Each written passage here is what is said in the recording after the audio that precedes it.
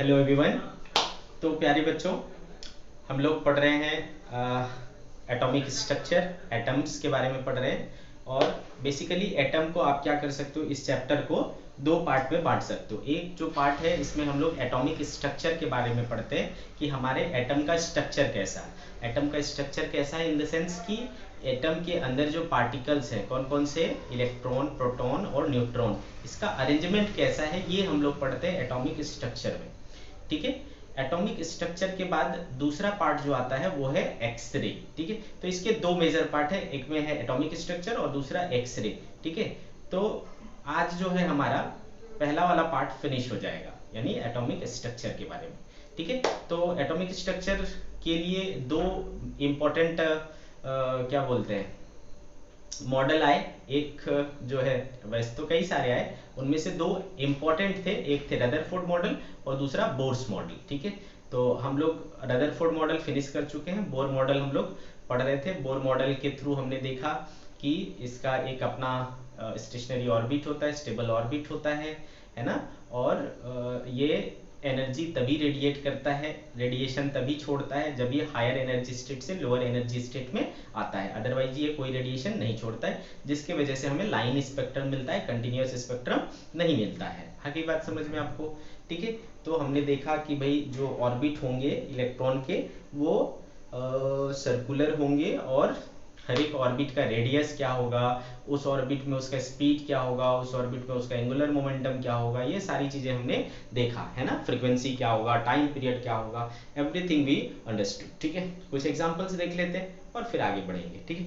चलो तो भाई बात करते हैं।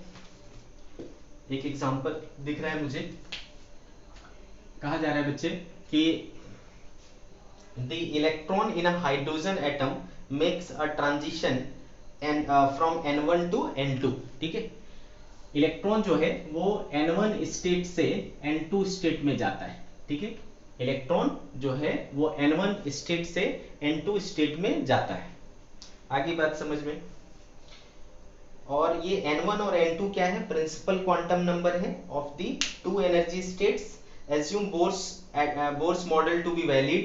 The time period of electron in the final state is 8 times that in the initial state is 8 times। ठीक है। जब इस ऑर्बिट में रहता है और इस ऑर्बिट में जाता है, ठीक है, तो फाइनल स्टेट में जो the time period of the electron in the initial state is 8 times the final state। मतलब इसमें अगर टाइम पीरियड t है तो यहाँ क्या है बेटा, 8t है। क्लियर है?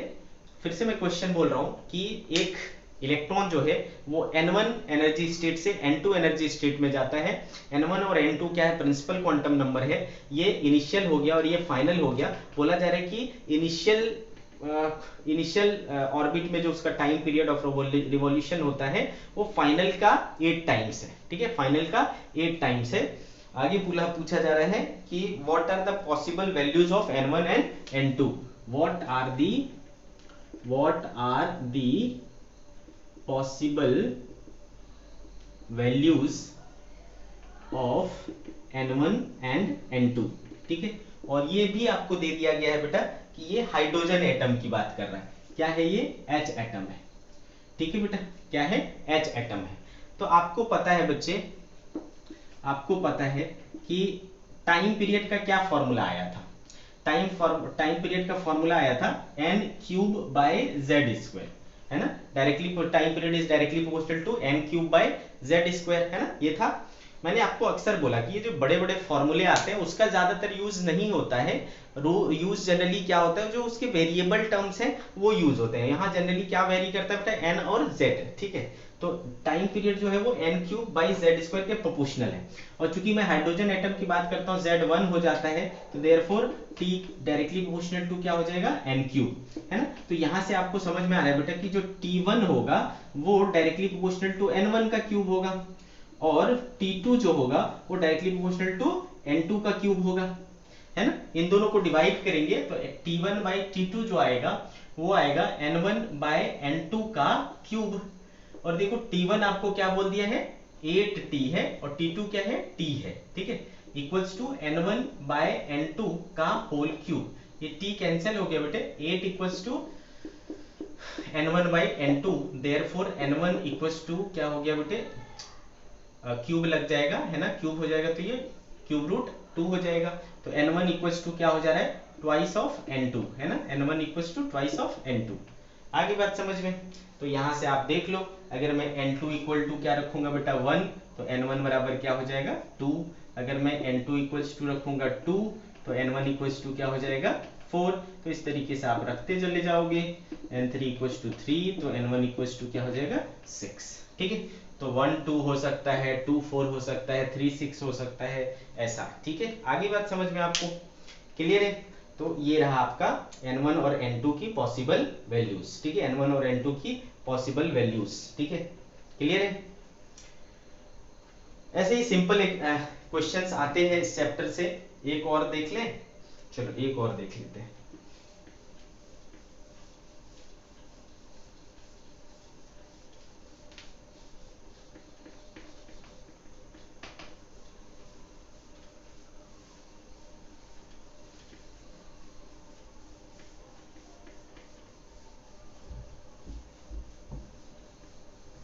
See this. Next example.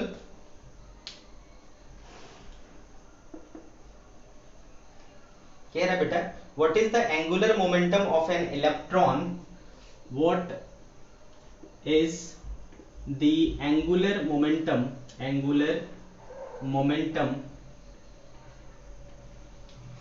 of an electron? ठीक है, what is the angular momentum of an electron in Bohr's hydrogen atom?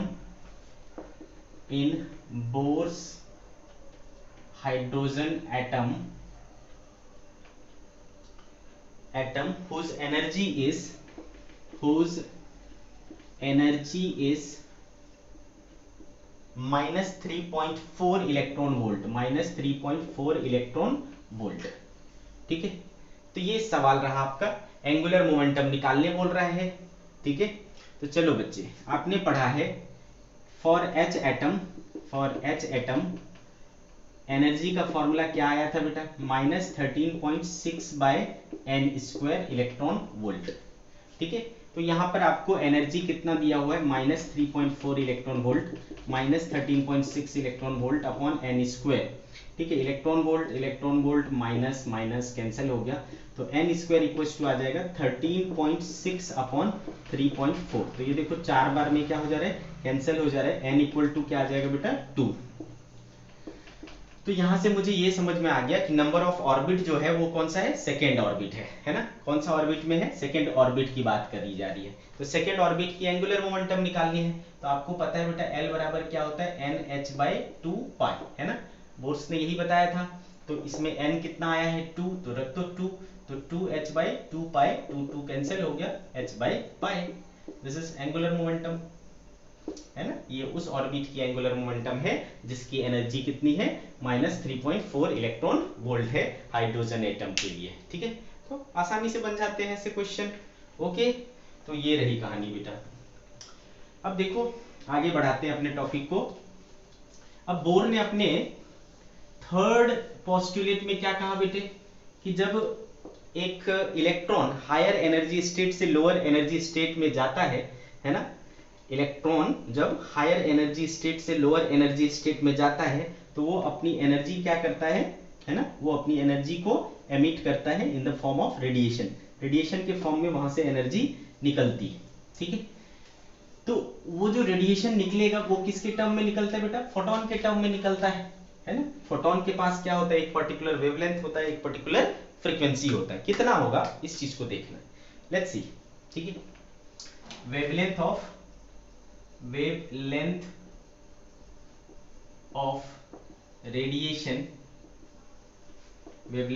Radiation during transition of electron. Transition मतलब एक ऑर्बिट से दूसरे ऑर्बिट में जाना। ठीक है, एक ऑर्बिट से दूसरे ऑर्बिट में जाना। तो मान लो बेटे, मान लो एक एनर्जी स्टेट E2 से E1 में जाता है। ठीक है, ये न्यूक्लियस हो गया, ये हो गया आपका n = 1, ये क्या हो गया आपका n = 2। तो यहां से अगर यहाँ पे जाता है, इसको हमने क्या बोल दिया बेटा E2, और यहाँ पे हमने क्या बोल दिया E1, ठीक है। तो E2 का मतलब क्या हो गया बेटा हायर एनर्जी स्टेट, E1 का मतलब क्या हो गया लोअर एनर्जी स्टेट, ठीक है, E2 बाय E1, ठीक है। तो बताओ बेटे E2 जो है उसका फॉर्मूला क्या होगा, E2 का फॉर्मूला क्या होगा बेटा, तो ऑब्वियस सी बात है -13.6 Z square by n square था फॉर्मूला, है ना, Z square by n square था फॉर्मूला। ओके, तो इसको मैं बोल देता हूं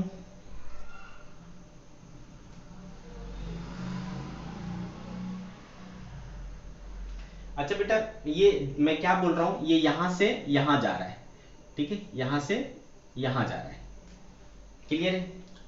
तो देखो ये क्या हो गया N2 का स्क्वायर हो जाएगा, -13.6 जेड स्क्वायर बाई N2 का स्क्वायर।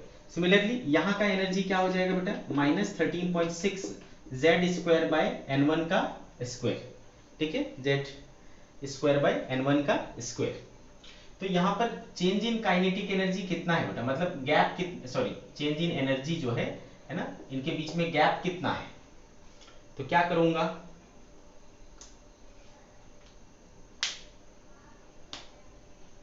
ठीक है बेटा।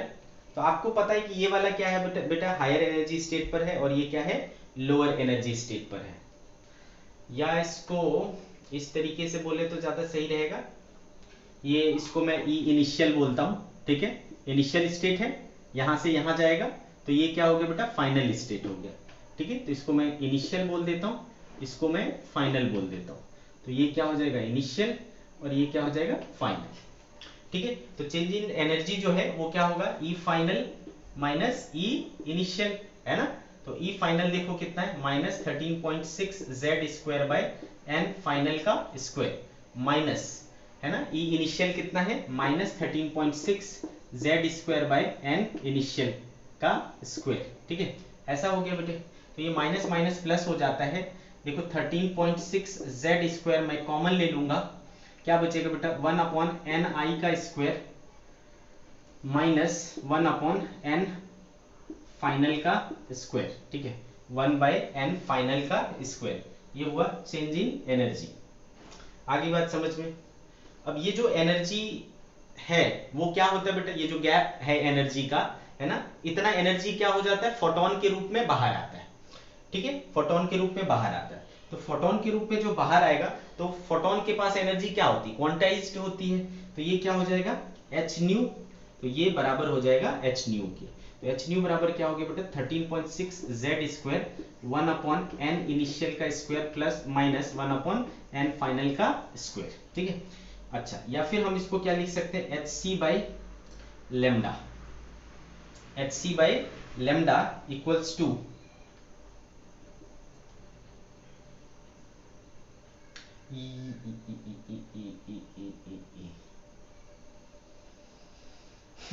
इसमें फिर से गड़बड़ हुआ, फिर से गड़बड़ हुआ, फिर से गड़बड़ हुआ। अच्छा एक बात याद करो बेटा, एनर्जी का एक और रूप पढ़े थे हम लोग, एनर्जी का एक और फॉर्मूला आया था, ऐसा याद करो R C h minus R C H Z square by n square, है ना, ऐसा भी एक फॉर्मेट आया था, ठीक है। इसको यूज करेंगे तो ज्यादा आसान रहेगा, ठीक है, इसको यूज करते हैं।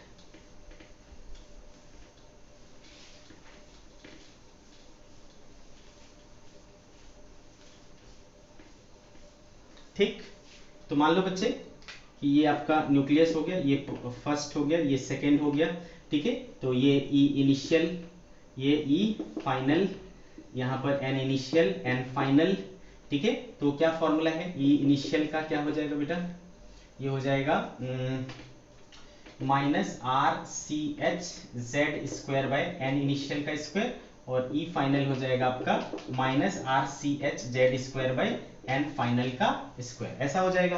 तो चेंज इन एनर्जी कितना हुआ बेटे, चेंज इन एनर्जी हुआ E final minus E initial, E final is minus R C H Z square by N final का स्क्वायर, माइनस माइनस प्लस हो जाएगा R C H Z square by N initial का square. यहां से मैं ले लेता हूं कॉमन आर सी एच और जेड स्क्वायर कॉमन ले लेता हूं, 1 अपॉन एन इनिशियल का square minus 1 upon N final का स्क्वायर, और ये चेंज इन एनर्जी जो है, मतलब एनर्जी का जो लॉस हुआ है वो किस में जाएगा बेटा, वो चला जाएगा आपका फोटोन के रूप में रेडिएट होगा। तो फोटोन के पास क्या होता है बेटा, एच सी बाई लेमडा। ठीक है, तो यहां से देखो एच और सी कैंसिल हो गया, तो 1 अपॉन लेमडा इक्वल्स टू क्या बच रहा है, R Z square 1 upon N initial का square minus 1 upon N final का स्क्वायर। ठीक है, अगर मैं ये स्पेशली हाइड्रोजन एटम के लिए बात करूं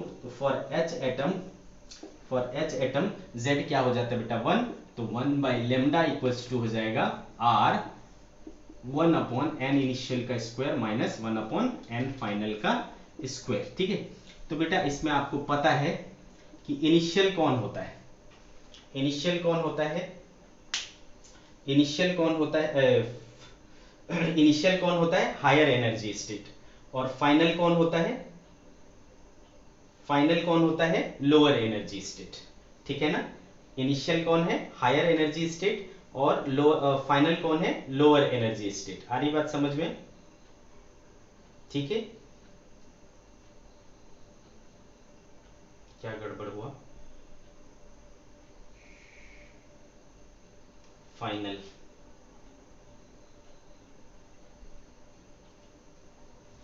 ये तो फिर नेगेटिव आ जाएगा।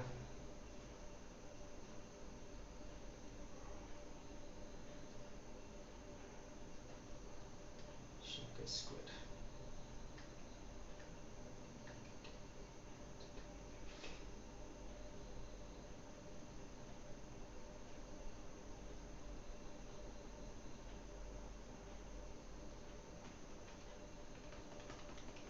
क्या गड़बड़ हुआ,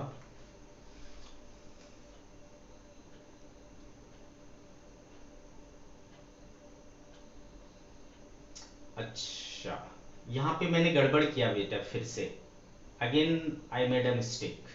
ठीक है, यहाँ पर मैं पहले ही बोला ना आपको, देखो कि ये क्या है, हायर एनर्जी स्टेट, ये लोअर एनर्जी स्टेट है ना, तो आपका जो लॉस होगा वो कैसे निकालोगे, लॉस है ना, बड़ा माइनस छोटा, इनिशियल माइनस फाइनल, लॉस निकाल रहे हैं ना हम, तो लॉस निकालने के लिए क्या करना पड़ेगा, इनिशियल माइनस फाइनल करना पड़ेगा, है ना बेटे, इनिशियल माइनस फाइनल करना पड़ेगा। आगे बात समझ में, यहां पर हमने मिस्टेक किया। ठीक है, तो समझ आ रहा है ना मैं क्या गलती किया, आपका जो है वो स्टार्ट हायर एनर्जी स्टेट से आप लोअर एनर्जी स्टेट में जा रहे हो, तो आपको लॉस निकालना है, तो लॉस कैसे निकालोगे, बड़ा माइनस छोटा।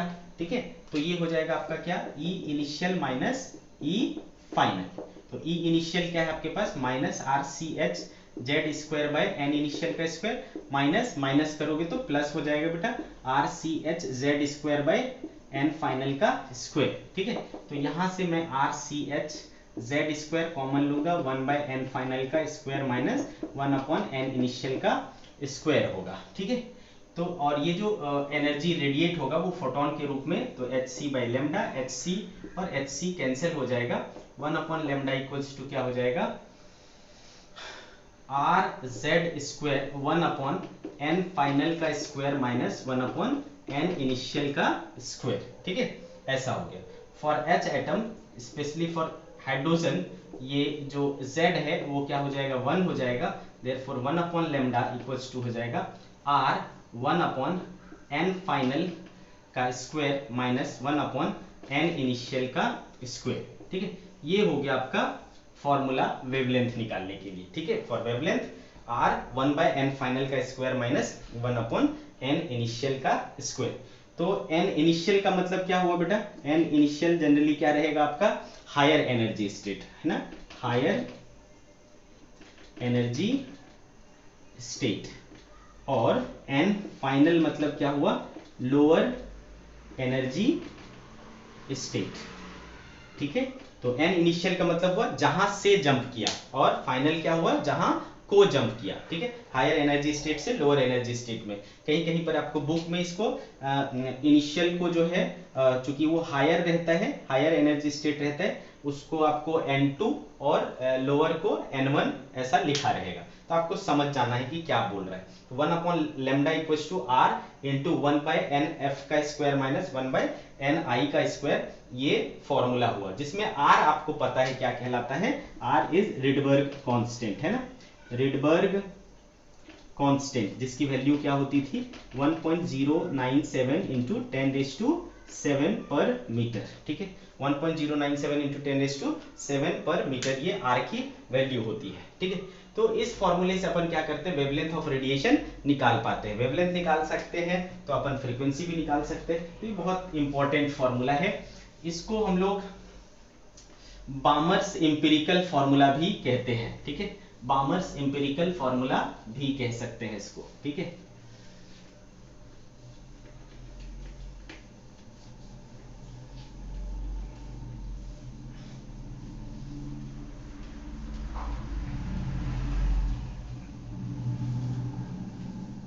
ओके, बामर एम्पिरिकल फॉर्मूला भी बोल सकते हैं इसी को। क्या, 1/λ equals to r into 1/n, क्या आया था, n फाइनल का स्क्वायर माइनस 1/n इनिशियल का स्क्वायर। ठीक है, 1/n फाइनल का स्क्वायर माइनस 1/n इनिशियल का स्क्वायर। तो फाइनल जो होता है वो क्या होता है, लोअर एनर्जी स्टेट, और Ni क्या होता है, हायर एनर्जी स्टेट। ये याद रखना है, एनर्जी स्टेट। ठीक, यहां से आप निकाल सकते हो। क्लियर है बच्चों, अच्छे से दिमाग में बिठा लेना इस चीज को। ओके, अब हम लोग बात करेंगे आयोनाइजेशन एनर्जी। ठीक है, next topic is ionization energy. समझो क्या होता है आयोनाइजेशन एनर्जी। आयोनाइजेशन, उससे पहले एक और टॉपिक,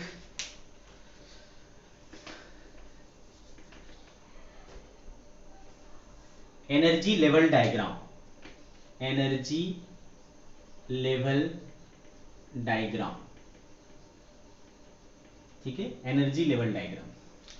तो आप क्या देख पाते हो बेटा कि डिफरेंट ऑर्बिट के जो इलेक्ट्रॉन होते हैं वो अपने अपने ऑर्बिट में एक सर्टेन अमाउंट ऑफ एनर्जी लेकर के रहते हैं। दैट मीन्स कि अगर जैसे कि हमने पढ़ा है एनर्जी इक्वल्स टू क्या होता है -13.6 z² बाई n²। ठीक है, फॉर हाइड्रोजन के लिए ये क्या हो जाएगा 1 हो जाएगा, तो ये हो गया इतना। तो बेटा फर्स्ट ऑर्बिट में क्या रहेगा -13.6 इलेक्ट्रॉन वोल्ट, सेकेंड ऑर्बिट में क्या रहेगा -13.6/4, ये आएगा बेटा -3.4 इलेक्ट्रॉन वोल्ट। दैट मीन्स कि जिसके पास इतनी एनर्जी रहेगी वो कहाँ रहेगा, फर्स्ट ऑर्बिट में रहेगा, और जिसके पास इतनी एनर्जी रहेगी वो कहाँ रहेगा, सेकेंड ऑर्बिट में रहेगा। ठीक है, आगे बात समझ में। तो इस तरीके से हर एक ऑर्बिट का क्या है, अपना एनर्जी लेवल है। ठीक है, एनर्जी लेवल है। इसको अगर अपन डिराइव डायग्रामेटिकली शो करें तो उसको क्या कहेंगे, एनर्जी लेवल डायग्राम कहेंगे। ठीक है, तो सबसे लोएस्ट जो एनर्जी लेवल है बेटा वो क्या है -13.6 इलेक्ट्रॉन वोल्ट, जिसको अपन क्या कहते हैं, ग्राउंड लेवल बोलते हैं या ग्राउंड स्टेट बोलते हैं, ग्राउंड एनर्जी स्टेट कहते हैं, n इक्वल्स टू 1। ठीक है, इस पर कितना होता है बेटा -13.6 इलेक्ट्रॉन वोल्ट, किसके लिए, ये हाइड्रोजन एटम की बात कर रहा हूं। फिर आप क्या देखते हो, सेकेंड जो है वो कितना है बेटा -3.4 इलेक्ट्रॉन वोल्ट, तो ये हो गया n इक्वल्स टू 2 के लिए।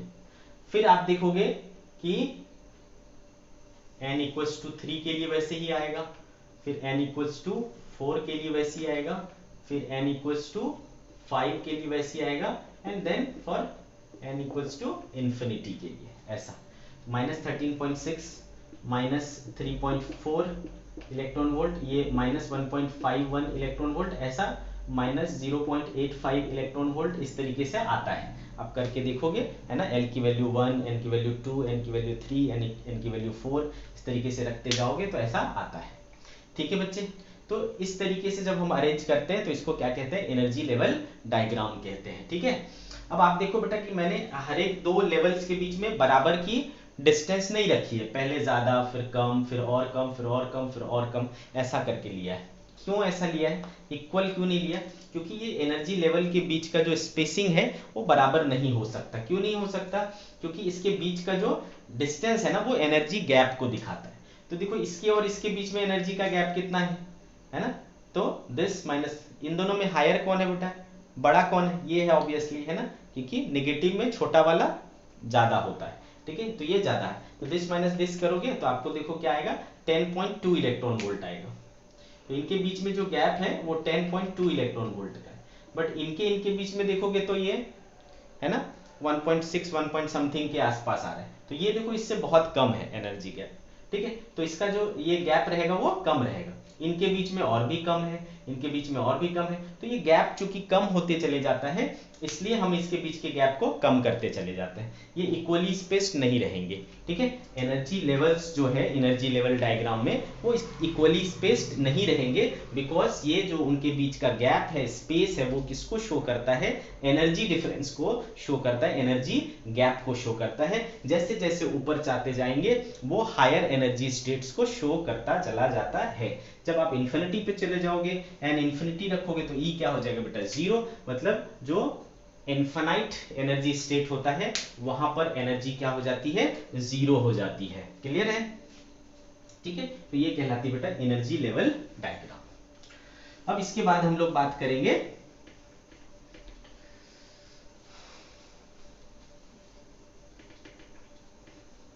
now we will talk about ionization energy, ionization energy। तो आपने क्या देखा बेटा, ग्राउंड स्टेट में जो पार्टिकल इलेक्ट्रॉन होता है उसकी एनर्जी क्या रहती है, कम रहती है, और हायर एनर्जी स्टेट्स की एनर्जी क्या होती है, ज्यादा होती है, और इनफाइनाइट पर एनर्जी क्या हो जाती है, जीरो हो जाती है। आगे बात समझ में, अगर मान लो कोई जो है इलेक्ट्रॉन ग्राउंड स्टेट में है, ठीक है, ग्राउंड स्टेट में कोई इलेक्ट्रॉन है और मैं क्या चाहता हूं इसको, ठीक है, ग्राउंड स्टेट से निकाल करके, है ना, ग्राउंड स्टेट से निकाल करके इसको इनफाइनाइट पर ले जाना चाहता हूं, ठीक है, तो जितना एनर्जी इसको देना पड़ेगा, है ना, इसके लिए आपको क्या करना पड़ेगा, एनर्जी देना पड़ेगा, क्योंकि अभी क्या है लोअर एनर्जी स्टेट पे है और आपको इसको क्या करना है, हायर एनर्जी स्टेट पे भेजना है, तो ऑब्वियसली आपको एनर्जी देना पड़ेगा। तो जितनी एनर्जी की रिक्वायरमेंट होगी to excite an electron from ground state to infinite separation, उसको हम लोग कहते हैं उसका आयनाइजेशन एनर्जी। क्लियर है मेरी बात, इसको कहते हैं ionization energy. So let's define it, the energy required to excite an electron from ground state to the, ठीक है, ground state to the infinite n equals to infinite state is called ionization energy, ठीक है बेटा, इसको क्या कहते हैं, ionization energy.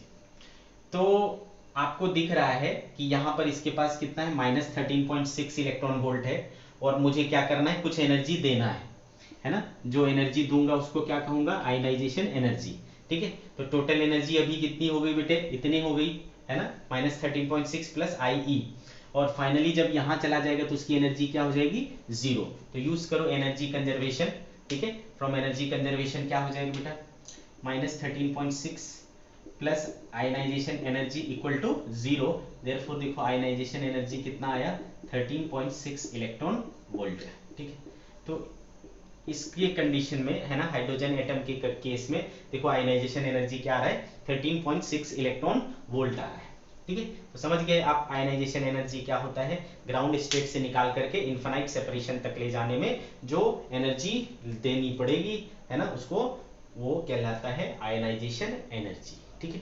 इसके बाद हम लोग बात करते हैं आयनाइजेशन पोटेंशियल,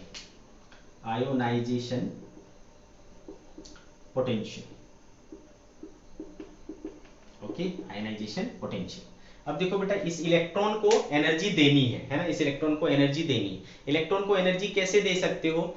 तो आपने पढ़ा है कि अगर एक चार्ज पार्टिकल को किसी पोटेंशियल डिफरेंस से गुजारो, है ना, पोटेंशियल डिफरेंस से क्रॉस कराओ, एक्सेलरेट कराओ, तो वो क्या आ जाती है, उसमें एनर्जी आ जाती है। ठीक है, तो कितने वोल्ट, कितने पोटेंशियल डिफरेंस से इसको एक्सेलरेट करूं कि इसको कितनी एनर्जी मिल जाए, आयनाइजेशन एनर्जी के बराबर की एनर्जी मिल जाए। ठीक है, तो वो जो पोटेंशियल लगेगा उसको कहेंगे हम लोग आयनाइजेशन पोटेंशियल। ठीक है, the potential difference through which an electron should be accelerated so that it can achieve ionization energy is called ionization potential। इसको हम लोग आयनाइजेशन पोटेंशियल कहते हैं। ठीक है बच्चे, आ गई समझ में? तो देखो आयनाइजेशन पोटेंशियल कितना होगा, इस चीज को निकालना है। तो आपको पता है बेटा कि किसी पार्टिकल को, किसी चार्ज पार्टिकल को एक पोटेंशियल डिफरेंस से गुजारो तो उसमें कितनी एनर्जी आ जाती है? तो एनर्जी आ जाती है E इंटू वी, है ना, E इंटू वी। तो इतना उसमें एनर्जी आ जाएगा। इलेक्ट्रॉन का चार्ज कितना है, E, और पोटेंशियल डिफरेंस हम मान लो क्या दिया, V दिया। तो ये एनर्जी किसके बराबर होना चाहिए? आयनाइजेशन एनर्जी के बराबर होना चाहिए। ठीक है बेटा, तो देयरफॉर आयनाइजेशन पोटेंशियल जो है वो देखो क्या हो रहा है, आयनाइजेशन एनर्जी अपॉन E के बराबर हो रहा है, इतना वोल्ट हो जाएगा। तो how to find ionization potential? Ionization energy को स्मॉल e से डिवाइड कर। तो मान लो मैं बोलता हूं कि किसी का आयनाइजेशन एनर्जी क्या है, 13.6 इलेक्ट्रॉन वोल्ट है, तो आयनाइजेशन पोटेंशियल क्या होगा बेटा, यहां रख दो 13.6 electron volt, electron electron cut जाएगा बेटा, V रह जाएगा, तो 13.6 वोल्ट इसका आयनाइजेशन पोटेंशियल हो जाएगा। सिंपल। ठीक है, तो इस तरीके से आपको आयनाइजेशन एनर्जी और आयनाइजेशन पोटेंशियल निकालना है। Next we will talk about excitation energy and excitation potential. Let's see what is excitation energy. तो आपको पता है बेटा कि ग्राउंड स्टेट में है कोई इलेक्ट्रॉन, तो उसके पास एनर्जी क्या है, कम है ना, उसके पास एनर्जी क्या है, कम है। अगर आप उस इलेक्ट्रॉन को एक सर्टेन अमाउंट ऑफ एनर्जी दे दोगे तो वो क्या होगा, एक हायर एनर्जी स्टेट में चला जाएगा। ठीक है, एक हायर एनर्जी स्टेट में चला जाएगा। तो वो जो हायर एनर्जी स्टेट होता है वो क्या होता है, उसके लिए एक्साइटेड एनर्जी स्टेट का काम करता है। ठीक है, वो क्या करता है, एक्साइटेड एनर्जी स्टेट का काम करता है। तो एक इलेक्ट्रॉन को ग्राउंड स्टेट से उठा करके किसी एक्साइटेड एनर्जी स्टेट में ले जाने के लिए जो एनर्जी लगेगा उसको कहते हैं एक्साइटेशन एनर्जी। तो सबसे पहले ये समझो कि एक्साइटेशन प्रोसेस क्या है। Process of excitation, process of excitation, ठीक है, ओके। तो इसमें हम लोग क्या करते हैं भाई, एक एनर्जी, एक इलेक्ट्रॉन को ग्राउंड स्टेट से, है ना, ग्राउंड स्टेट से जंप करा करके क्या करते हैं, हायर एनर्जी स्टेट में लेके जाते हैं। If N electron from lower energy state make jump into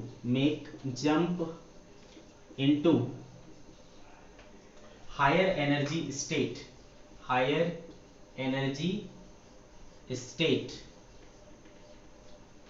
this is called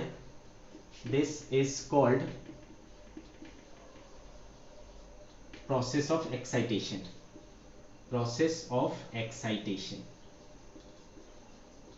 ठीक है, आगे बात समझ में, इसको हम लोग क्या कहते हैं, प्रोसेस ऑफ एक्साइटेशन कहते हैं। अब बात करेंगे एक्साइटेशन एनर्जी की। excitation energy, excitation energy. The energy required to make jump an electron from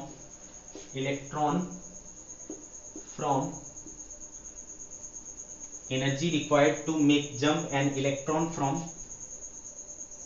ground state to excited state is called excitation energy. ठीक है, ग्राउंड स्टेट से एक्साइटेड स्टेट में ले जाने के लिए जो एनर्जी चाहिए होगा उसको कहेंगे एक्साइटेशन एनर्जी. ठीक है, एक्साइटेशन एनर्जी. फिर बात करते हैं हम लोग एक्साइटेशन पोटेंशियल की. एक्साइटेशन पोटेंशियल, तो अगेन बेटा आपको एनर्जी देनी पड़ेगी इलेक्ट्रॉन को. इलेक्ट्रॉन की एनर्जी कैसे दे सकते हो? उसको एक पोटेंशियल डिफरेंस से क्रॉस करा करके. ठीक है, तो जितना पोटेंशियल डिफरेंस लगेगा, the potential difference required to accelerate an electron to achieve its excitation energy is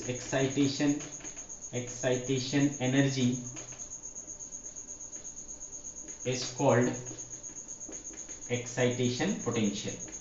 excitation potential. इसको हम लोग एक्साइटेशन पोटेंशियल कहते हैं. कैसे निकालेंगे एक्साइटेशन पोटेंशियल? तो V excitation, again same way में एक्साइटेशन पोटेंशियल जो है वो एक्साइटेशन एनर्जी में स्मॉल e से डिवाइड करके मिलेगा. ठीक है, एक्साइटेशन एनर्जी में E से डिवाइड कर दोगे तो आपको एक्साइटेशन पोटेंशियल मिल जाएगा. क्लियर है? तो ये देखो हमने process of excitation energy, excitation potential, है ना, वी लर्न एवरीथिंग. इसके अलावा एक टर्म और बहुत पॉपुलरली यूज होता है, उसको कहते हैं बेटा बाइंडिंग एनर्जी. ठीक है, क्या कहते हैं इसको? Binding energy. अब ये बाइंडिंग एनर्जी क्या होता है? मान लो कोई इलेक्ट्रॉन ग्राउंड स्टेट में हो सकता है, या फिर मान लो फर्स्ट एक्साइटेड स्टेट में है, या है ना नेक्स्ट एक्साइटेड स्टेट में है, किसी भी स्टेट में है. ठीक है, और उसको हमको क्या करना है? वहां से उठा करके, है ना, उसको वहां से जंप करा करके कहाँ ले जाना है? इन्फिनाइट पर ले जाना है. ठीक है, कहाँ ले जाना है? इन्फिनाइट सेपरेशन पे ले जाना है. तो फिर आपको क्या करना पड़ेगा? एनर्जी देनी पड़ेगी, है ना. तो कितनी एनर्जी देनी पड़ेगी? वो कहलाता है उसका बाइंडिंग एनर्जी. ठीक है, binding energy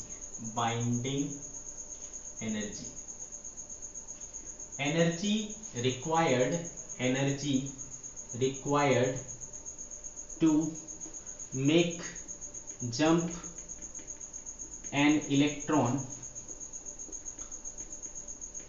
from given energy state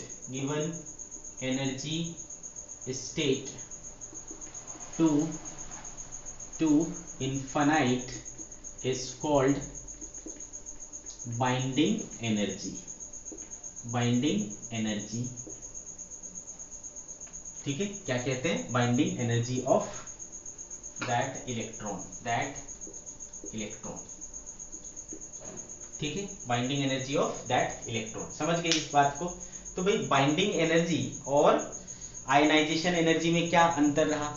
ionization energy में भी क्या करता था? आयनाइजेशन एनर्जी भी क्या करता था? उसको इन्फिनिटी तक लेके जाता था.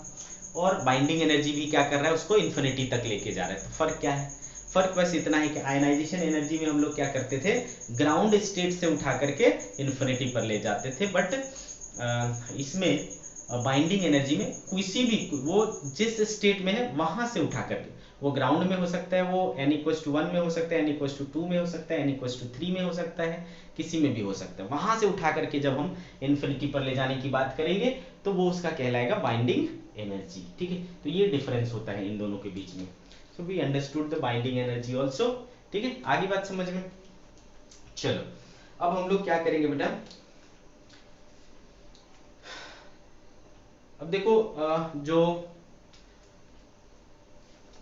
नील्स बोर थे उन्होंने अपने थर्ड पोस्टुलेट में क्या कहा कि जब एक इलेक्ट्रॉन जंप मारता है हायर एनर्जी स्टेट से लोअर एनर्जी स्टेट में, ठीक है, यानी एक्साइटेड स्टेट से, है ना, ग्राउंड स्टेट में आता है या लोअर एनर्जी स्टेट में आता है, तो उस दौरान वो उसका जो एनर्जी गैप है वो रिलीज करता है। और वो एनर्जी जो है रिलीज करता है किस फॉर्मेट में, इलेक्ट्रोमैग्नेटिक वेव्स के रूप में। और इलेक्ट्रोमैग्नेटिक वेव कैसे निकलता है बेटा, in the form of small packet of energy that is photon, photon के टर्म्स में निकलते हैं। ठीक है, और एक फोटोन के पास क्या होता है बेटा, एक पर्टिकुलर फ्रीक्वेंसी और एक पर्टिकुलर वेवलेंथ होता है। ठीक है, तो आपने देखा बेटा डिफरेंट डिफरेंट एनर्जी स्टेट्स के बीच में जो गैप है वो अलग अलग है। ठीक है, तो चूंकि वो गैप अलग अलग है तो ये अलग अलग एनर्जी वाले रेडिएशन निकलेंगे, अलग अलग एनर्जी वाले रेडिएशन निकलेंगे तो अलग अलग वेवलेंथ के रेडिएशन मिलेंगे। तो पर्टिकुलर वेवलेंथ वाले ऐसे कई सारे आपको रेडिएशंस मिलेंगे अगर आप हाइड्रोजन की स्टडी करोगे तो। ठीक है, तो इस तरीके से आपको एक पर्टिकुलर वेवलेंथ के ऐसे रेडिएशंस मिलेंगे। आगे बात समझ में। तो ये जितने भी रेडिएशंस होंगे अलग अलग वेवलेंथ के, उसको अगर हम ऑर्डरली अरेंज करेंगे तो वो क्या कहलाएगा, एक स्पेक्ट्रम कहलाएगा। ठीक है, और चूंकि ये हाइड्रोजन के लिए है तो इसको हम क्या कह सकते हैं, हाइड्रोजन स्पेक्ट्रम। और हाइड्रोजन का जो स्पेक्ट्रम होता है वो कंटिन्यूअस ना होकर के वो कैसा है, लाइन स्पेक्ट्रम है। ठीक है, तो हम लोग को पढ़ना है hydrogen spectrum. So let's talk about hydrogen spectrum. Hydrogen spectrum, ठीक है, हाइड्रोजन स्पेक्ट्रम। ओके बच्चों, तो जो हाइड्रोजन स्पेक्ट्रम की स्टडी की गई तो इसमें कई प्रकार के, ठीक है, कई प्रकार के ग्रुप्स मिले। ठीक है, रेडिएशन के कई प्रकार से कई प्रकार के ग्रुप्स मिले, उसमें से ये, ठीक है, एक एक ग्रुप को अपने को पढ़ना है। अच्छा, इसमें हाइड्रोजन का जो स्पेक्ट्रम होगा उसमें से जो रेडिएशंस होंगे उनका वेवलेंथ निकालने का फॉर्मूला क्या यूज होगा बेटा, वही जो अभी हमने निकाला था, 1/λ=r1/n फाइनल का स्क्वायर माइनस 1/n इनिशियल का स्क्वायर। ठीक है, यही फॉर्मूला हम लोग यूज करेंगे। ठीक है, तो हाइड्रोजन स्पेक्ट्रम में 5 सीरीज होते हैं। पहला होता है बेटा Lyman series, Lyman series, Lyman series. ठीक है, अब देखो ये लाइमन सीरीज क्या होता है, तो उसके लिए अपने को क्या करना पड़ेगा, ये जो एनर्जी स्टेट्स थे उसको बनाना पड़ेगा। ठीक है,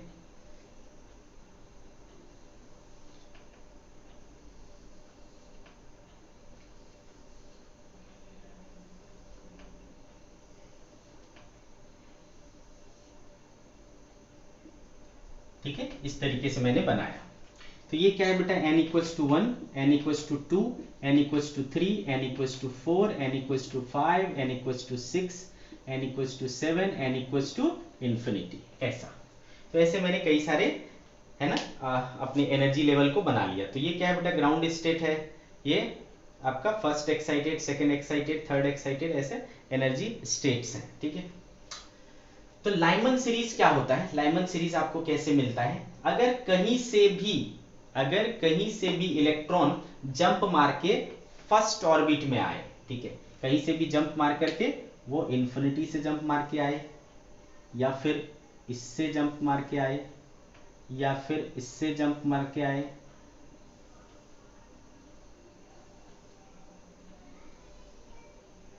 ठीक है, अगर इस तरीके का जंप मारता है ना, तो ये वाला जो सीरीज है वो कहलाता है बेटा Lyman series, Lyman series. Okay, तो what is Lyman series, Lyman series वो हो गया जिसमें एन फाइनल जो है, फाइनली कहां पे आना है, एन इक्वल टू 1 में, ठीक है। तो लाइमन सीरीज वो हो गया जिसमें जिसमें electron jumps from higher energy state, higher energy state, है ना, जिसमें इनिशियल कहां से होगा, इनिशियल कुछ भी हो सकता है, 2 हो सकता है, 3 हो सकता है, 4 5 एंड सो ऑन, इंफिनिटी तक कहीं से भी हो सकता है। Electron jumps from higher energy state to ground energy state, ground energy state, ठीक है, दैट इज एंड फाइनल जो है वो इसमें होगा क्या, 1, एंड फाइनल क्या होगा इसमें 1 होगा। तो देयरफॉर लाइमन सीरीज के लिए अगर लेमडा निकालना हो तो मेरे पास हो जाएगा 1 बाई लेमडा। एक चीज फिक्स हो गया कि फाइनली उसको कहां पहुंचना है, 1 में पहुंचना है। तो 1 बाई लेमडा इक्वल्स टू हो जाएगा R 1 upon 1 minus 1 upon N initial का स्क्वायर, ठीक है। तो ये हो गया बेटा R into 1 minus 1 by N initial का स्क्वायर, ठीक है, 1 अपॉन लेमडा इक्वल टू, आगे बात समझ में। तो ये आ गया बेटा फॉर्मूला। अब आप सोचो, इसमें दो चीजें तो क्लियरली समझ में आ रही है कि एक जो है ना, एक इस सीरीज में एक लोअर वेवलेंथ होगा और एक हायर वेवलेंथ होगा, है ना, एक लोएस्ट वेवलेंथ होगा और एक हाईएस्ट वेवलेंथ होगा। तो क्या क्या होगा वो लोअर और हायर, उसको देखते हैं। तो बेटे आपको चूंकि पता है, ठीक है, चूंकि पता है कि एनर्जी का जो गैप होता है, जितना दो लेवल के बीच में एनर्जी में गैप होगा, उतनी ही एनर्जी क्या होने वाली है, बाहर आने वाली है। किस रूप में आने वाली है, क्या बोलते हैं, फोटोन के रूप में। और फोटोन के पास क्या होती है एनर्जी, hc बाई लेमडा। तो देयरफॉर लेमडा बराबर क्या हो जाएगा, hc बाई डेली। तो देख पा रहे हो बेटा कि hc तो कांस्टेंट होता है, लेमडा और डेली यानी एनर्जी गैप के बीच में क्या रिलेशन, इनवर्स। तो जब एनर्जी गैप सबसे बड़ा होगा उस समय वेवलेंथ क्या होगा, सबसे छोटा होगा, ठीक है बेटा। तो आप देखो एनर्जी गैप सबसे बड़ा कहाँ है, एनर्जी गैप सबसे बड़ा इनके बीच में है ना बेटा, सबसे बड़ा जो एनर्जी गैप है वो इनके बीच में है। तो उस समय आपको वेवलेंथ क्या मिलेगा बेटा, सबसे छोटा, ठीक है, उस समय क्या होगा, सबसे छोटा वेवलेंथ मिलेगा। तो इस सबसे छोटे वेवलेंथ को कहा जाता है बेटा सीरीज लिमिट। क्या कहा जाता है, सीरीज लिमिट। आगे बात समझ में। तो हर एक सीरीज का एक सीरीज लिमिट होगा, यानी स्मॉलेस्ट वेवलेंथ होगा, और एक होगा लॉन्गेस्ट वेवलेंथ। तो बताओ बेटा ये लेमडा सबसे ज्यादा कब होगा, जब ये सबसे कम होगा, जब एनर्जी गैप सबसे कम होगा उस समय वेवलेंथ सबसे बड़ा मिलेगा। तो देखो एनर्जी गैप सबसे छोटा कहाँ है, इसके बीच में, है ना, आ रही बात समझ में। ये इसमें एनर्जी गैप सबसे कम है, तो इसका जो वेवलेंथ होगा वो क्या होगा, लॉन्गेस्ट। तो यहां पर आपको मिलेगा लॉन्गेस्ट वेवलेंथ। तो आपको क्या करना है बेटा, हर एक सीरीज के लिए, है ना, लाइमन सीरीज हो, आगे जो भी पढ़ेंगे, हर एक में आपको दो चीजें कंपलसरी निकालना है, उसका सीरीज लिमिट और उसका लॉन्गेस्ट वेवलेंथ, ठीक है। तो ये तो हमें समझ में आ गया कि लाइमन सीरीज कब मिलेगा। अब इसमें हमें दो बातें पता करनी कि इसकी सीरीज लिमिट क्या होगा और उसका लॉन्गेस्ट वेवलेंथ क्या होगा, ठीक है। तो सीरीज लिमिट या शॉर्टेस्ट वेवलेंथ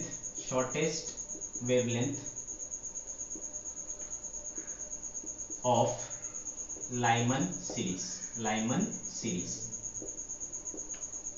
ठीक है बेटे। क्या होगा, तो सीरीज लिमिट कब मिल रहा है, जब आप इन्फिनिटी से 1 में आ रहे हैं। तो इनिशिएट कहां से कर रहे हो बेटा, इन्फिनिटी से। ये रख दो इन्फिनिटी यहाँ पर, है ना, ये वाला टर्म इन्फिनिटी रखोगे तो ये क्या हो जाएगा बेटा, 0 हो जाएगा। तो 1 बाय लेमडा इक्वल्स टू क्या आ जाएगा, r आ जाएगा। देयरफॉर लेमडा इक्वल्स टू क्या आ गया, 1 बाय r, ठीक है। तो लाइमन सीरीज में जो सीरीज लिमिट है यानी स्मॉलेस्ट वेवलेंथ है वो कितना है, 1 by r, lambda minimum is 1 by r। आगे बात समझ में आपको, ठीक है। तो ये याद रखना है। याद क्या रखना है, आप कैलकुलेट कर सकते हो। दूसरी चीज आपको क्या निकालनी है, longest wavelength. For longest wavelength आपको देखो क्या करना पड़ेगा,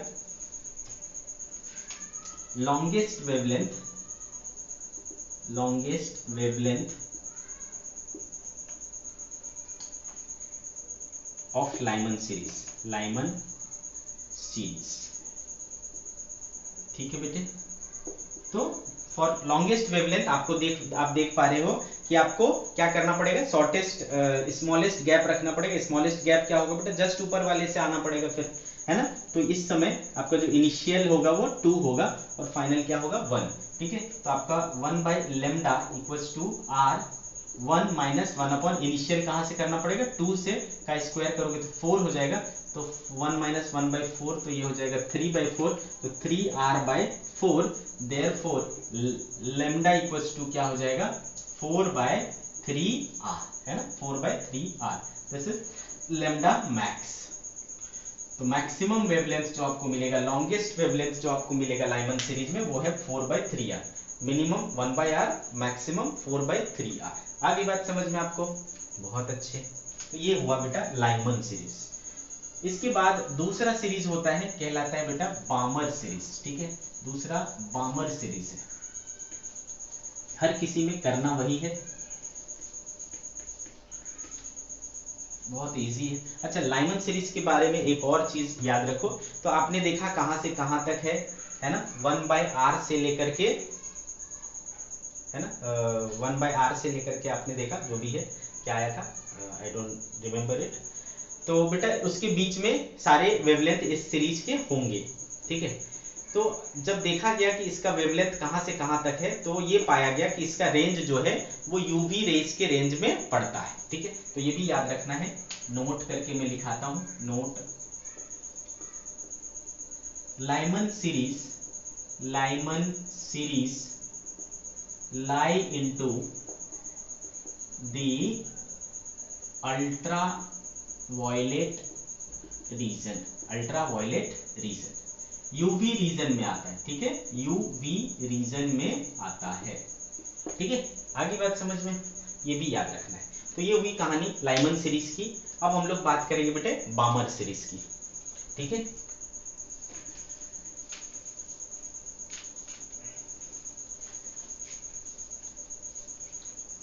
बामर सीरीज, सेकंड इज बामर सीरीज। ठीक है, इसमें आपको क्या करना है, सिंपल, आपको n इक्वल्स टू 2 में आना है, कहीं से भी आना है, लेकिन n इक्वल्स टू 2 में आना है, like this, n equals to 2 में। तो ये जो सीरीज मिलेगा इसको हम लोग बामर बोलेंगे, बामर सीरीज। ठीक है, इसको हम लोग क्या कहेंगे, बामर सीरीज कहेंगे। तो इसमें दिख रहा है बेटा कि जो फाइनली है, फाइनली आपको कहां आना है, 2 में आना है, और इनिशियली क्या हो सकता है, कुछ भी हो सकता है उसके ऊपर का, तो 3, 4, 5 एंड सो ऑन। तो चूंकि आपके पास फॉर्मूला है 1 upon lambda equals to r 1 upon n final का स्क्वायर, तो n फाइनल आपका फिक्स हो गया, 4 माइनस 1 अपॉन n इनिशियल आपको अलग अलग लेना है। तो ये इसका जनरल फॉर्मूला हो गया बामर सीरीज का। अगेन इसमें भी क्या होगा बेटा, एक सीरीज लिमिट होगा और एक लॉन्गेस्ट वेवलेंथ होगा। तो पहली बात करता हूं मैं सीरीज लिमिट की, सीरीज लिमिट या फिर शॉर्टेस्ट वेवलेंथ।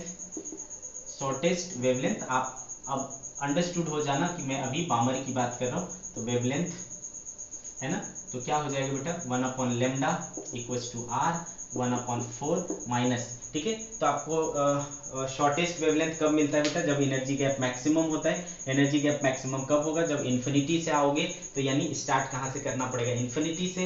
इन्फिनिटी से स्टार्ट करोगे तो ये वाला पार्ट 0 हो जाएगा, है ना बेटे। तो ये बच जाएगा क्या 1/4। ठीक है, r/4। तो देखो r/4, तो देयरफॉर लेमडा मिनिमम जो हुआ आपका वो क्या हो गया बेटा 4/r, this time 4/r, understood. Lambda minimum this time is 4/r। ठीक है, सिमिलरली लॉन्गेस्ट वेवलेंथ निकालना होगा। लॉन्गेस्ट वेवलेंथ किसका, बामर सीरीज का। तो आपको क्या करना पड़ेगा, है ना, शॉर्टेस्ट गैप लेना पड़ेगा, तो जस्ट बाद वाले से आना पड़ेगा, यानी n इक्वल्स टू 3 से आना पड़ेगा, यानी ni इसको इस बार आपको क्या लेना पड़ेगा 3 लेना पड़ेगा। देयरफॉर 1 बाय लेमडा मैक्स जो हो जाएगा वो हो जाएगा r 1/4 माइनस इनिशियल क्या हो गया 9 1 upon 4 minus 1 upon n initial 3 1 upon 4 minus 1 upon 4 minus 1 upon 4 क्या हो जाएगा 3 हो जाएगा। 3 1 अपॉन 4 माइनस 1 अपॉन 4 क्या हो जाएगा 9 9 अपॉन 4 माइनस इनिशियल क्या हो गया 9 ठीक है, तो इसको सॉल्व करो बेटा। r 36 9 माइनस 4, ठीक है, तो ये आ रहा है बेटा 5r/36 1/λ max। Therefore lambda max is 36/5r, ठीक है, 36/5r। तो देखो बामर सीरीज के केस में लेमडा मिनिमम 4/r और लेमडा मैक्सिमम क्या हो रहा है 36/5r। इनकी रेंज को जब देखा गया तो पाया गया कि ये जो है वो विजिबल रीजन में लाई करता है, ठीक है, लाइमन अल्ट्रावायलेट में और बामर विजिबल रीजन में आता है। तो नोट करके, note बामर series lies, बामर series lie in, बामर series lie in visible region, visible region, ठीक है बेटा, विजिबल रीजन में आता है। तो ये हो गई आपकी बामर सीरीज। फिर तीसरा होता है बेटा पास्चन सीरीज, ठीक है, लाइमन, बामर और तीसरा होता है Paschen.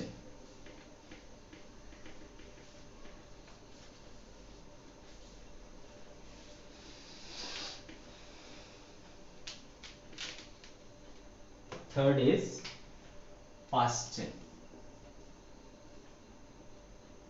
Paschen series. What is this? इसमें आपको क्या करना है, कहीं से भी आना है, n = 3 में आना है, कहीं से भी आना है, बट फाइनली आपको n = 3 में आना है, ठीक है। तो ये जो है आपको क्या मिलेगा, पास्चन सीरीज, पास्चन, ठीक है। आगे बात समझ में। तो इस बार आपको जो n फाइनल है वो क्या है 3 है, और n इनिशियल क्या होगा उससे ऊपर का कुछ भी, ठीक है, ऐसा। तो देयरफॉर 1/λ = r, 1/फाइनल क्या हो गया 9 माइनस इनिशियल, है ना, जो मन करे वो ले लो, ठीक है। आगे बात समझ में। अगेन फिर से सारी चीजें सेम करनी है। इसमें भी एक सीरीज लिमिट मिलेगा, सीरीज लिमिट समझ चुके हो अभी तक। सीरीज लिमिट का मतलब क्या होता है, लैम्डा मिनिमम, तो 1/λ मिनिमम इस बार क्या हो जाएगा r 1/9, इनिशियल इस बार क्या लेना होता है इन्फिनिटी, तो वो गायब हो जाएगा r/9। Therefore lambda mean is क्या हो जाएगा बेटा 9/r। This time lambda mean is 9/r। उसी तरीके से लैम्डा मैक्स यानी मैक्सिमम वेवलेंथ, मैक्सिमम वेवलेंथ या लॉन्गेस्ट वेवलेंथ, मैक्सिमम वेवलेंथ या लॉन्गेस्ट वेवलेंथ जो होगा 1/λ मैक्स, उसके लिए आपको क्या करना पड़ेगा बेटा, जस्ट बाद वाले से आना पड़ेगा, यानी 4 से आना पड़ेगा, ठीक है। तो r 1/9 माइनस 1/16, ठीक है बेटा। तो ये r ये हो जाएगा 16 नमा 16 से 144 हो गया, 144, ठीक है। 9 से 16 माइनस 9 7 हो जाएगा ना, ठीक है बेटा। तो ये हो रहा है 7r/144। Therefore lambda max equal to हो जाएगा 144/7r। तो लैम्डा मैक्स इस बार आ रहा है आपका 144/7r। ये हो गया आपका पास्चन सीरीज। जो पास्चन सीरीज होता है वो इंफ्रारेड रीजन में आता है, ठीक है। It lies in infrared reason. IR का मतलब क्या होता है बेटा, इंफ्रारेड रीजन, ठीक है ना। इलेक्ट्रोमैग्नेटिक स्पेक्ट्रम पढ़े थे ना भाई, उसका है। तो ये हो गई काम पास्चन की। फोर्थ सीरीज है बेटा ब्रैकेट सीरीज, ठीक है। फोर्थ जो है वो है आपका ब्रैकेट सीरीज।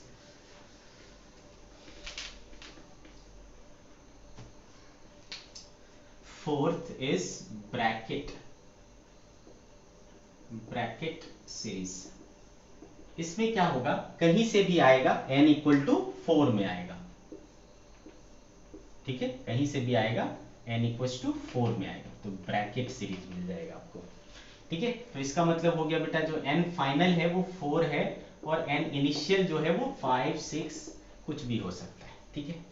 तो आपका जो जनरल फॉर्मूला हो जाएगा 1/λ = r 1 है ना 16 हो जाएगा माइनस 1/n इनिशियल का स्क्वायर हो जाएगा, ठीक है। ओके, अगेन इसमें भी आप दो चीजें निकालेंगे, सीरीज लिमिट यानी 1/λ मीन, उसके लिए क्या करना पड़ता है बेटा 1/16, और इसको इन्फिनाइट लेना पड़ता है, 0 हो जाएगा r/16, therefore lambda mean equals to 16/r हो गया बेटे, ठीक है 16/r। सिमिलरली लॉन्गेस्ट वेवलेंथ के लिए क्या करना होता है बेटा 1/λ मैक्स इक्वल्स टू r 1/16, इसमें तुरंत बाद वाले से आएंगे यानी 5 से आएंगे, ठीक है 5 क्या हो जाएगा बेटा 25, तो 1/25, इसको सॉल्व करो बेटा 16 इंटू 25 क्या हो जाएगा 400 और 25 माइनस 16, 5 4 9, ठीक है 25 माइनस 16 ये हो जाएगा आपका 9, तो 400/9r, तो लैम्डा मैक्स आ जा रहा है this time 400/9r, this is maximum wavelength.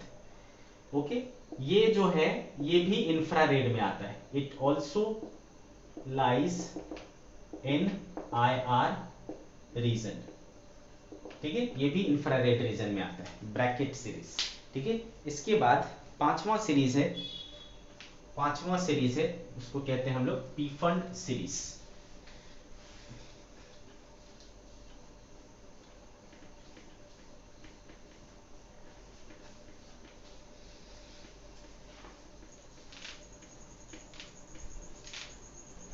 पांचवा पीफंड सीरीज, ओके। इसमें क्या होता है कहीं से भी आना है n इक्वल टू 5 में आना है, ठीक है ये हो जाएगा पी फंड, ओके। तो बेटे इसमें आपका क्या हो गया n फाइनल जो है वो 5 हो गया और n इनिशियल 6 7 और कुछ भी, ठीक है। तो देयरफॉर 1/λ इक्वल्स टू इस टाइम हो जाएगा r 1/25 माइनस 1/n इनिशियल का स्क्वायर, ठीक है। अगेन इसमें सीरीज लिमिट के लिए आपको क्या करना पड़ेगा 1/λ minimum is equals to r 1/25, इसको इन्फिनिटी लेना पड़ेगा, तो देयरफॉर लैम्डा मिनिमम हो गया आपका 25/r, ठीक है 25/r, this is lambda minimum. Longest wavelength, ठीक है बेटे, लॉन्गेस्ट वेवलेंथ के लिए 1/λ max is equals to r 1/25 minus, just बाद वाले से आना पड़ेगा तो 1/36, इसको सॉल्व करोगे बेटा तो हो जाएगा आपका r इंटू 25 चौके से 900 हो जाएगा 900, और 36 माइनस 25 इज 11, है ना 11, तो ये हो जा रहा है आपका lambda max equal to 900/11r, ठीक है this is lambda max, okay. ये जो है ये भी इंफ्रारेड रीजन में आता है लेकिन far infrared, it lies in far infrared region, ठीक है फार इंफ्रारेड रीजन में आता है ये जो है, ठीक है। ये पूरा जो सारे रेडिएशंस का अरेंजमेंट है ये पूरा का पूरा क्या कहलाता है बेटा हाइड्रोजन स्पेक्ट्रम कहलाता है। आगे बात समझ में, this whole arrangement is known as hydrogen spectrum, okay.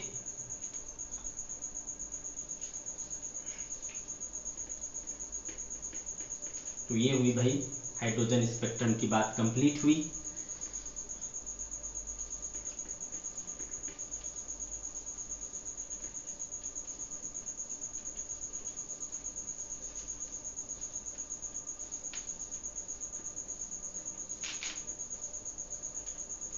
Okay, अब हम लोग बात करेंगे बेटे लिमिटेशंस ऑफ बोर्स मॉडल, ठीक है। जैसा रदरफोर्ड मॉडल का कुछ ड्रॉबैक्स था, है ना, जैसा रदरफोर्ड मॉडल का कुछ ड्रॉबैक्स था, क्या बोर मॉडल का भी कुछ ड्रॉबैक्स है या कुछ लिमिटेशंस है उसको देखेंगे। तो limitations of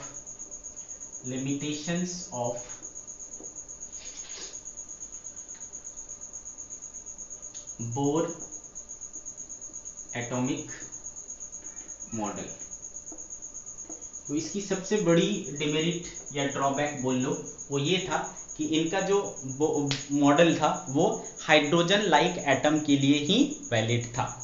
hydrogen like atom बोलने का मतलब क्या होता है, सिंगल इलेक्ट्रॉन वाला सिस्टम जो होता है उसके लिए।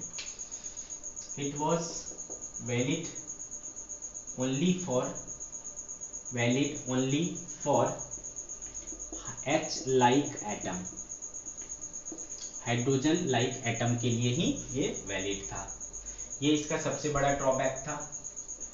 सेकंड, ठीक है, सेकंड, जब ये क्या बोलते हैं, इसका स्पेक्ट्रम, जो इसका हाइड्रोजन का स्पेक्ट्रम बन रहा था, हाइड्रोजन का जो स्पेक्ट्रम बन रहा था, कैसा बन रहा था, लाइन स्पेक्ट्रम बन रहे थे, ठीक है। अब इस लाइन स्पेक्ट्रम को, है ना, लाइन स्पेक्ट्रम को जब मैग्नेटिक फील्ड या इलेक्ट्रिक फील्ड में देखा गया, ठीक है, बात समझ में आ रही, जब इसको मैग्नेटिक फील्ड में ऑब्जर्व किया गया या इलेक्ट्रिक फील्ड में ऑब्जर्व किया गया, तो उन लाइंस के अंदर भी बहुत बारीक लाइंस थे, फाइन स्ट्रक्चर्स थे, ठीक है, उसके अंदर भी फाइन स्ट्रक्चर्स थे। समझ रहे हो क्या बोल रहा हूं मैं? एक लाइन मिला हाइड्रोजन स्पेक्ट्रम का जो आपने देखा, अब उन लाइंस के अंदर भी लाइंस थे बहुत सारे, ठीक है, बहुत फाइन लाइंस यानी फाइन स्ट्रक्चर्स थे, ठीक है। उसको जब मैग्नेटिक फील्ड अप्लाई करके वो देखा गया फाइन स्ट्रक्चर को, तो उसको कहा गया बेटा जीमन इफेक्ट, है ना। उसको सेपरेटली आगे हायर क्लासेस में पढ़ते हैं, आपको बस इतना जानना है कि जब हाइड्रोजन स्पेक्ट्रम को मैग्नेटिक फील्ड के अंदर रख करके उसकी स्टडी की जाती है, तो लाइन स्पेक्ट्रम के अंदर भी बहुत सारे फाइन स्ट्रक्चर्स थे, है ना, और इस फिनोमेना को हम लोग क्या कहते हैं, जीमन इफेक्ट कहते हैं। सिमिलरली अगर हाइड्रोजन स्पेक्ट्रम को इलेक्ट्रिक फील्ड अप्लाई करके उसकी स्टडी की गई, तो उसमें भी फाइन स्ट्रक्चर्स देखने को मिला, लाइन स्पेक्ट्रम के अंदर फाइन स्ट्रक्चर्स देखने को मिला, वो कहलाया बेटा स्टार्क इफेक्ट। तो ये जो जीमन इफेक्ट था या स्टार्क इफेक्ट था, उसका कोई एक्सप्लेनेशन, है ना, वो बोर सर के पास नहीं थे। तो सेकेंड ड्रॉबैक हो गया no explanation for Zeeman effect. Zeeman effect कब होता है बेटा, अंडर मैग्नेटिक फील्ड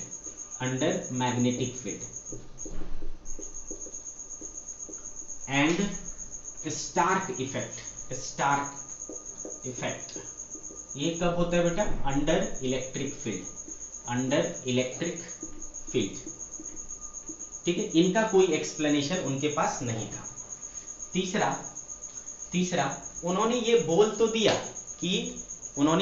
दिया कि जो इलेक्ट्रॉन है वो सर्कुलर ऑर्बिट में घूमता है, ठीक है, इलेक्ट्रॉन क्या है, सर्कुलर ऑर्बिट में घूमता है। तो सर्कुलर ही क्यों, सेम पॉसिबिलिटी, है ना, सेम पॉसिबिलिटी इलिप्टिकल ऑर्बिट के साथ भी हो सकता है ना, जैसे प्लैनेट सन का सिस्टम होता है, सोलार सिस्टम का जैसा सिस्टम होता है, वैसा ही इसका भी हो सकता था, वो क्यों नहीं हुआ। तो वाई सर्कुलर, इस बात का भी उन्होंने कोई आंसर नहीं किया, ठीक है। तो तीसरा लिमिटेशन हो गया कि could not explain why orbit is circular, ठीक है, सर्कुलर क्यों है इस चीज का वो एक्सप्लेन नहीं कर पाए। फोर्थ, उन्होंने बोला कि भाई जो ये है क्या बोलते हैं, ऑर्बिट है, उनका जो स्टेशनरी ऑर्बिट होता है वो क्या, उसमें क्या होता है, एंगुलर मोमेंटम क्वांटाइज्ड होता है, ठीक है। उन्होंने ये माना कि एंगुलर मोमेंटम क्वांटाइज्ड होता है, लेकिन क्यों क्वांटाइज्ड होता है ना, उसका प्रूफ, एक्सपेरिमेंटल प्रूफ नहीं था उनके पास, ठीक है। तो no explanation for quantization of, ठीक है बेटे, no explanation for quantization of orbit के क्वांटाइजेशन के लिए भी उनके पास किसी भी प्रकार का एक्सप्लेनेशन नहीं था। क्लियर है बच्चे? तो ये कुछ ड्रॉबैक्स थे जिसके कारण कुछ सवाल उठे बोर के एटॉमिक मॉडल पर, ठीक है। इनमें से एक जो समस्या थी कि क्वांटाइजेशन क्यों होना चाहिए, क्यों उसका जो एंगुलर मोमेंटम है वो n टाइम्स h/2 होना चाहिए, वो एक डी ब्रॉगली नाम के जो साइंटिस्ट थे उन्होंने इसको एक्सप्लेन किया। ठीक है, डी ब्रॉगली ने इस समस्या को दूर किया, है ना, जो सवाल उठ रहा था उनके ऊपर कि क्वांटाइजेशन क्यों है, क्यों क्वांटाइज्ड है, उसका जवाब, है ना, डी ब्रॉगली ने दिया। ठीक है, तो de Broglie explanation of bourse second postulate of quantization.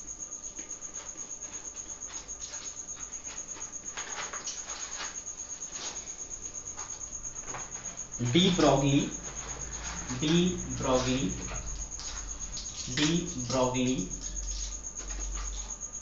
explanation for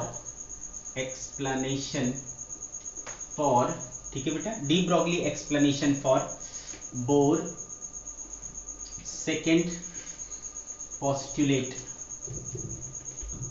of quantization.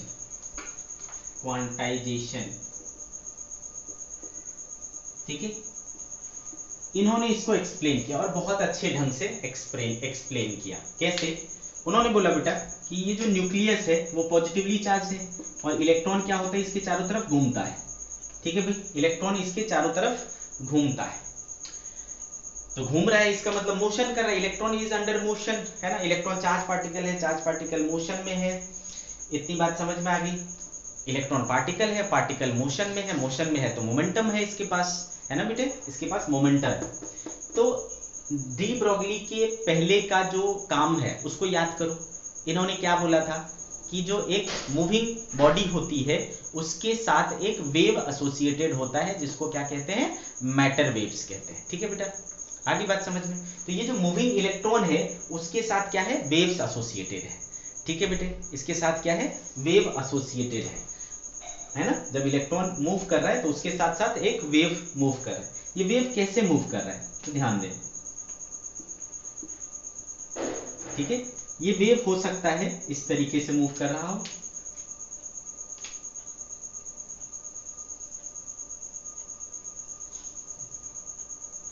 ठीक है, इस तरीके का आपको दिख रहा है।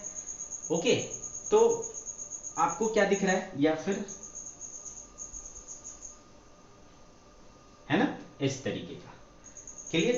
तो ये इस तरीके का पैटर्न कुछ याद आ रहा है आपको, है ना। जब एक स्ट्रिंग होती थी, इसको ऐसा फिक्स कर देते थे, इसमें स्टेशनरी वेव क्रिएट करते थे, तो इस तरीके का स्टेशनरी वेव बनता था। इसको और हायर इसमें ये करेंगे तो ये इस तरीके का भी बन सकता है ना। इसको और ये करेंगे तो इसमें इस तरीके का भी बन सकता है। याद आ रहा है? तो ऐसा ही कुछ हो रहा है बेटा। तो देखो, यहां से लेकर के यहां तक एक वेव बन रहा है और यहां से लेकर के यहां तक एक वेव बन रहा है ना। ऐसा आ रही बात समझ में? तो आपको पता है बेटा कि ये दोनों मिलकर के क्या करते हैं, एक वेव बनाते हैं। ये दोनों मिलकर के एक वेव बनाते हैं। एक वेव का लेंथ क्या होता है बेटा, वेवलेंथ यानी लैम्डा। तो इसमें ये जो टोटल लेंथ है बेटा वो क्या हो जाएगा, 2 लैम्डा हो जाएगा। इस कंडीशन में 2 लैम्डा हो जाएगा। और अगर मैं बोलूं कि इसका रेडियस क्या है, r है, तो आप क्या बोलोगे बेटा, इसका टोटल लेंथ क्या है, 2 पाई r। तो ये 2 पाई r को ही किसके बराबर होना पड़ेगा, 2 लैम्डा के बराबर होना पड़ेगा।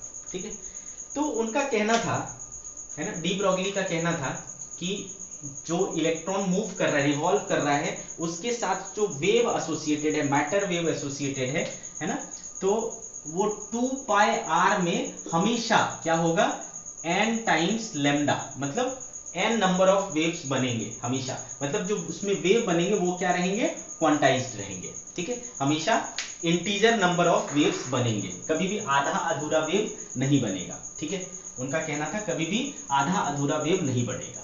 तो अगर n नंबर ऑफ वेव्स बनेंगे तो कितना लेंथ हो जाएगा बेटा, उसका n लैम्डा हो जाएगा। ठीक है, ओके। तो n क्या है जिसमें से बेटा, n क्या है, प्रिंसिपल क्वांटम नंबर। n क्या है, principal quantum number, principal quantum number. तो उनका कहना था कि अगर आप मान लो फर्स्ट ऑर्बिट में हो तो n इक्वल टू 1 है, और अगर n इक्वल टू 1 है तो वहां पर एक वेव बनेंगे। और अगर आप सेकेंड ऑर्बिट में हो तो n इक्वल्स टू 2 है तो वहां पर आपके पास 2 वेव बनेंगे, यानी 2 लैम्डा होगा। अगर थर्ड ऑर्बिट में हो तो 3 बनेंगे, यानी 3 लैम्डा होगा। आगे बात समझ में। तो इस तरीके से है ना, nth ऑर्बिट में कितने वेव बनेंगे, n वेव्स बनेंगे और n लैम्डा उसकी लंबाई होगी। तो 2 पाई r n इक्वल्स टू क्या हो जाएगा, n लैम्डा हो जाएगा। कोई दिक्कत है बेटे, समझ गए बात को। ऑल्सो आप जानते हो ऑल्सो कि डी ब्रॉगली के अकॉर्डिंग ऑल्सो मैटर वेव्स जो होता है, मैटर वेव वो कितना होता है, मैटर वेव का जो वेवलेंथ होता है लेमडा, वो कैसे निकाला करते थे बेटा, h by p h by m v, होगा कि नहीं, h बाई एम वी। तो बेटे इस चीज को यहां पर पुट करो, देयरफॉर 2 पाई आर एन है ना, एन एच, तो n लेमडा क्या हो जाएगा बेटा, h बाई एम वी, क्या n, वी एन क्यों लिखा, कि nth ऑर्बिट में वेलोसिटी ऐसा। तो यहां से देखो बेटा, मैं अगर इसको इधर ले जाऊं तो m v n r n equals to क्या हो जा रहा है, n times h by 2 pi, ठीक है। ये एम वी आर ही तो क्या होता है बेटा, एंगुलर मोमेंटम होता है। This m v r is L, तो एल इक्वल्स टू देखो आया ना एन एच बाई 2 पाई। तो उन्होंने सिर्फ थ्योरी दिया था, प्रूव नहीं किया था। इन्होंने देखो इस चीज को अपने उससे एक्सप्लेन कर दिया कि हाँ भाई उसका जो एंगुलर मोमेंटम है वो क्या होना चाहिए, क्वांटाइज्ड होना चाहिए h बाई 2 पाई। क्यों, क्योंकि n इक्वल्स टू हमने क्या रखा है 1 2 3 एंड सो ऑन। तो ये था उनका एक्सप्लेनेशन डी ब्रॉगली का, है ना, जो बोर साहब नहीं कर पाए थे। ठीक है बेटे, तो इस तरीके से आपका जो ये वाला पार्ट है, कौन सा वाला, एटॉमिक स्ट्रक्चर वाला पार्ट, वो कंप्लीट हुआ। नेक्स्ट लेक्चर में हम लोग एक्सरे पढ़ेंगे और ये 5th चैप्टर फिनिश हो जाएगा। ठीक है बच्चों, बाय बाय।